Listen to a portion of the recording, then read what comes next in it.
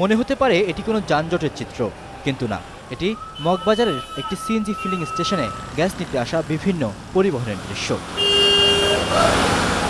একই চিত্র রাজধানীর তেজগাঁও, দারুসালাম, মিরপুর, কাজীপাড়া এলাকার সিএনজি ফিলিং স্টেশনগুলোতেও ঘন্টার পর ঘন্টা দীর্ঘ লাইনে দাঁড়িয়ে গ্যাস দিতে হচ্ছে পরিবহনগুলোর।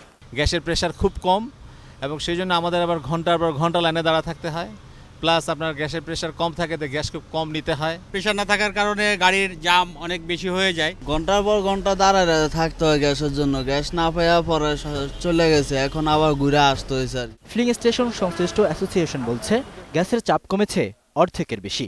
রমজানের টাইমিং অপারেশন টাইমটা কমায় দেওয়ার কারণে আপনার কাস্টমারদের ভোগান্তি বেড়েছে। 15 PSIG প্রেশার আমাদেরকে গ্যাস সাপ্লাই দেওয়ার কথা, 15 জায়গায় 10 পাই, কোনো জায়গায় 5-6 পাই। শুধু সিএনজি স্টেশনগুলোতে নয়, গ্যাসের সংকট রাজধানীর বেগুনবাড়ি, মিরপুর 14 সহ বেশ কিছু এলাকার বাসাবাড়িতেও। রোজায় সেহরি ও ইফতার তৈরি করতে পারছে না গ্যাসের অভাবে, ফলে বাধ্য হয়ে অনেকেরই রান্না করতে হচ্ছে সিলিন্ডার গ্যাসে। রোজার সময় এতটা বেশি সংকট যে বাধ্য হয়ে আমাদের সিলিন্ডারে রান্না করতে হচ্ছে। রমজান মাসে আর সমস্যাটা বেশি দেখা যাচ্ছে, কারণ ইফতার মাইতে পারছে না, ঠিক মতো ইফতারি করা যাচ্ছে না, বাইরের খাবার কিনা খেতে হচ্ছে। তবে সরবরাহ ঠিক আছে, কোথাও গ্যাসের সংকট নেই দাবি করে সব অভিযোগ অস্বীকার করলেন তিতাসের এই কর্মকর্তা।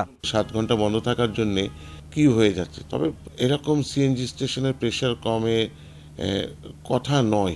ইন জেনারেল আমাদের সর্বপরিস্থিতি ভালো। রমজান মাস ঘিরে রাজধানীর কোথাও গ্যাসের সংকট থাকবে না বলেও দাবি করেন তিনি। রিয়াজ সুমন, 21 টেলিভিশন, ঢাকা।